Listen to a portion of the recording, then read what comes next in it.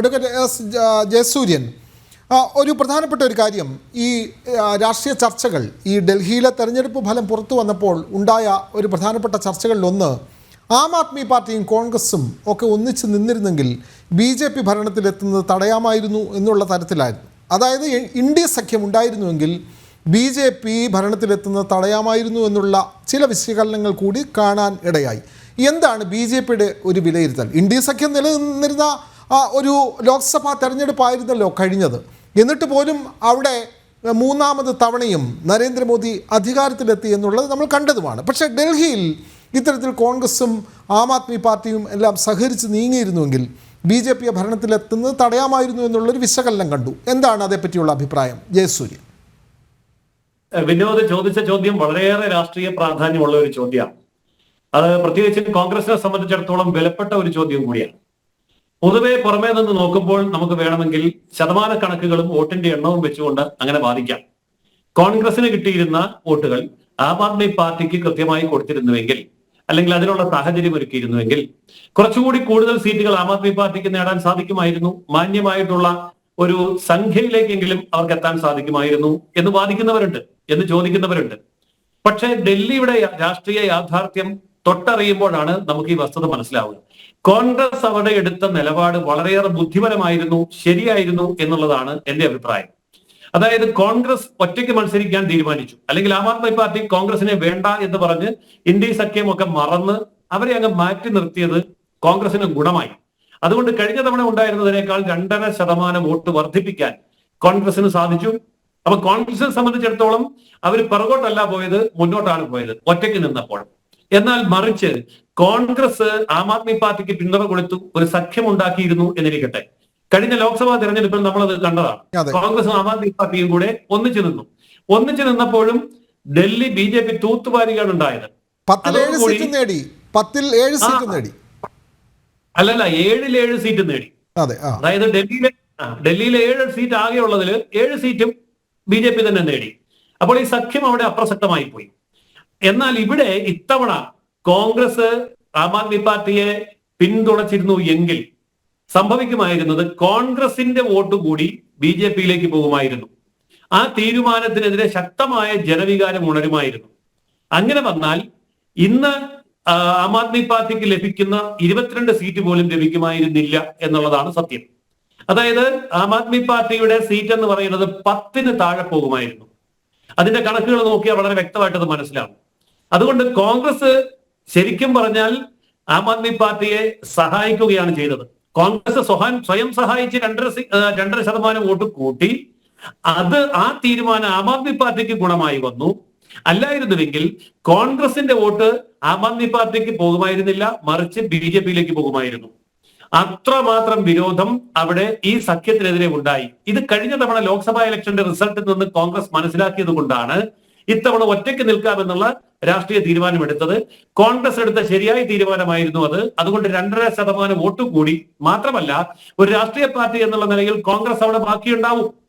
ഇപ്പോൾ ഈ പറയുന്ന 43.56% ആം ആദ്മി പാർട്ടിക്ക് കിട്ടിയെന്ന് പറയുമ്പോൾ പലരും സന്തോഷിക്കുന്നുണ്ട്, ആം ആദ്മി പാർട്ടി നശിച്ചു പോയിട്ടില്ല എന്ന്.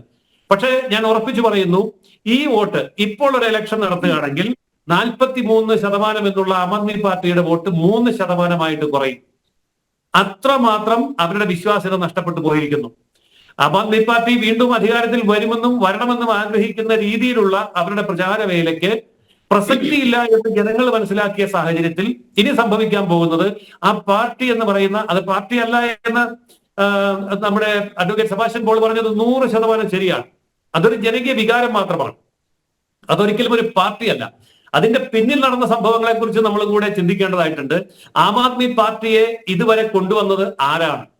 വളരെ കാര്യമായിട്ട് നമ്മൾ ശ്രദ്ധിക്കുമ്പോൾ അന്താരാഷ്ട്ര ശക്തികൾ അതിന്റെ പുറകിലുണ്ട്. ഞാനത് തെളിവ് സഹിതമാണ് പറയുന്നത്, വെറുതെ ആരോപിക്കുകയല്ല. ഇന്ത്യ ചരിത്രത്തില് 1.25 നൂറ്റാണ്ടിലധികം പഴക്കമുള്ള ഇന്ത്യൻ നാഷണൽ കോൺഗ്രസിന് ഒരു പതാകയുണ്ട്. ആ പതാക അവർ മാറ്റിയിട്ടില്ല. BJPക്ക് ഒരു പതാകയുണ്ട്, മാറ്റിയിട്ടില്ല. 100 വർഷം കഴിഞ്ഞ് കമ്മ്യൂണിസ്റ്റ് പാർട്ടികൾക്ക് പതാകയുണ്ട്, അവർ മാറ്റിയിട്ടില്ല. പക്ഷെ നമ്മൾ ഓർക്കണം, 13 വർഷം മാത്രം പഴക്കമുള്ള ആം ആദ്മി പാർട്ടി പതാക മാറ്റി. ആ പതാക എങ്ങനെയാണ് മാറ്റിയത്? അവരാദ്യം ഉണ്ടാക്കുമ്പോൾ അത് വെള്ള നിറത്തിൽ കറുത്ത ചൂല് മാത്രമായിരുന്നു. പക്ഷേ പിന്നീട് അവര് പതാക മാറ്റി. ആർക്ക് വേണ്ടി മാറ്റി? എന്തിനു വേണ്ടി മാറ്റി? ഖാലിസ്ഥാന് വേണ്ടി. ഖാലിസ്ഥാന്റെ നിറങ്ങളുള്ള പതാകയായിട്ട് ആം ആദ്മി പാർട്ടിയുടെ പതാക മാറ്റി. രാഷ്ട്രീയമായിട്ട് നമ്മൾ ചർച്ച ചെയ്യേണ്ട വിഷയമാണ്. കാരണം പഞ്ചാബിൽ അധികാരം പിടിക്കാൻ വേണ്ടി, രാജ്യത്തിനകത്തും പുറത്തുമുള്ള ഖാലിസ്ഥാൻവാദികളുടെ വലിയ ഫണ്ട് വാങ്ങിക്കാൻ വേണ്ടി, അന്താരാഷ്ട്ര ഡീപ് സ്റ്റേറ്റുകളുടെയൊക്കെ അജണ്ടകൾക്കനുസരിച്ചും സ്വന്തം രാഷ്ട്രീയ പ്രത്യയശാസ്ത്രം മാറ്റി എഴുതാൻ വേണ്ടി, പ്രത്യയശാസ്ത്രം എന്ന് പറഞ്ഞ സാധനം ഇവർക്കില്ല. പണം എന്ന് പറയുന്നതാണ് അവരുടെ പ്രത്യയശാസ്ത്രം, അധികാരം എന്ന് പറയുന്നതാണ് പ്രത്യയശാസ്ത്രം. അപ്പോൾ അതിനുവേണ്ടി അവർ പതാക തന്നെ മാറ്റി, നിലപാടുകൾ മാറ്റി. ഒറ്റ ഉദാഹരണം കൂടി ഞാൻ പറയാം. അരവിന്ദ് കെജ്രിവാള് അറസ്റ്റ് ചെയ്യപ്പെടുന്ന സമയത്ത് ഡൽഹിയുടെ പ്രാന്തപ്രദേശങ്ങളിൽ വലിയ കർഷക സമരം ഇരമ്പി വരികയായിരുന്നു. അന്ന് പലരും പറഞ്ഞു, ഇതാ രണ്ടാം കർഷക സമരം വരുന്നു, BJPയെ താഴെ ഇറക്കും, ഡൽഹി പിടിച്ചടക്കും എന്നൊക്കെ പറഞ്ഞു. ആ സമയത്താണ് അരവിന്ദ് കെജ്രിവാൾ അറസ്റ്റ് ചെയ്ത് അകത്തേക്ക് പോകുന്നത്. അരവിന്ദ് കെജ്രിവാൾ അറസ്റ്റ് ചെയ്യപ്പെട്ട് 24 മണിക്കൂർ വേണ്ടി വന്നില്ല. വെറും 12 മണിക്കൂറിനുള്ളിൽ കർഷക സമരം ആവിയായി പോയി. സമരവും നേതാക്കന്മാർ എവിടെ പോയെന്ന് കാണാനില്ലായിരുന്നു. എന്താണ് ഇത് തമ്മിലുള്ള പരസ്പര ബന്ധം? അന്വേഷിക്കപ്പെടേണ്ടതാണ്, തീർച്ചയായിട്ടും അന്വേഷിക്കപ്പെടും.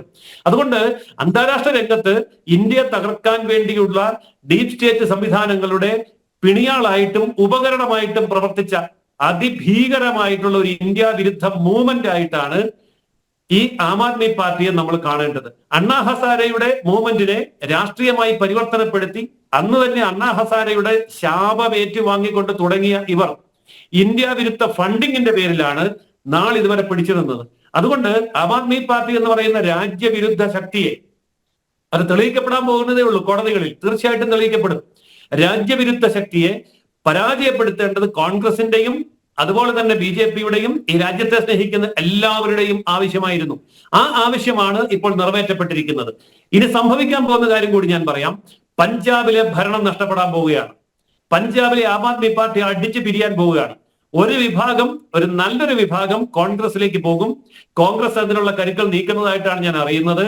അതായത് ആം ആദ്മി പാർട്ടി അപ്രസക്തമാക്കിക്കൊണ്ട് കോൺഗ്രസ് പഞ്ചാബിൽ അധികാരത്തിൽ തിരിച്ചു വരാൻ ശ്രമിക്കുമ്പോൾ അതിനോട് യോജിപ്പില്ലാത്ത ഒരു വിഭാഗം BJPയിലേക്ക് നീങ്ങും. അതുകൊണ്ട് പഞ്ചാബിലെ ആം ആദ്മി പാർട്ടിയെ കോൺഗ്രസും BJPയും വീതിച്ചെടുക്കാൻ പോകുന്ന കാഴ്ചകളായിരിക്കും അടുത്ത മണിക്കൂറുകളിൽ അല്ലെങ്കിൽ അടുത്ത ദിവസങ്ങളിൽ നമ്മൾ കാണാൻ പോകുന്നത്. ചീട്ടുകൊട്ടാരം പോലെ ഈ കള്ളപ്രസ്ഥാനം തകർന്നടിയുന്നതായിരിക്കും നമ്മൾ കാണുന്നത്. ഇന്ന് അന്താരാഷ്ട്ര തലത്തിലും അതനുസരിച്ചുള്ള മാറ്റങ്ങൾ ഉണ്ടായിട്ടുണ്ട്. അതുകൊണ്ട് ആഗോളതലത്തിൽ ഉണ്ടായിട്ടുള്ള ഭീകര വിരുദ്ധമായ നീക്കങ്ങളുടെ ശക്തമായ തിരതള്ളലിൽ ഈ ആം ആദ്മി പാർട്ടി അടുത്ത ഏതാനും ദിവസങ്ങൾക്കുള്ളിൽ അന്തരീക്ഷത്തിൽ ആവിയായി ലയിച്ചു പോകുന്ന കാഴ്ച ഞാൻ അതിശയോക്തിപരമായിട്ട് പറയുകയല്ല, അതിന്റെ അന്തരീക്ഷമാണ് ഇന്ന് കണ്ടുകൊണ്ടിരിക്കുന്നത്. തീർച്ചയായിട്ടും ഒരു വലിയ രാഷ്ട്രീയ പരിവർത്തനം, ഒരു വലിയ ശുദ്ധീകരണം ഇവിടെ നടക്കും. ആം ആദ്മി പാർട്ടിയുടെ MLA മാർക്കും മന്ത്രിമാർക്കും മുൻ മുഖ്യമന്ത്രി ഉപമുഖ്യമന്ത്രി അടക്കമുള്ളവർക്കും ഒരു 1/4 നൂറ്റാണ്ട് കാലമെങ്കിലും കൽത്തുറുങ്കിൽ കഴിയാനുള്ള കാലഘട്ടമാണ് സമാഗതമായിരിക്കുന്നത്. ഇത് ഇന്ത്യൻ രാഷ്ട്രീയത്തിന്റെ ശുദ്ധീകരണമാണ് എന്ന് നമുക്ക് വ്യക്തമായി തന്നെ പറയാൻ കഴിയും. അതെ, വരും കാലയളവിൽ അത് തെളിയിക്കപ്പെടേണ്ടതാണ്. കാരണം ഒരു സംസ്ഥാനത്തിന്റെ ഭരണം കൂടി ആം ആദ്മി പാർട്ടിക്കുണ്ട്.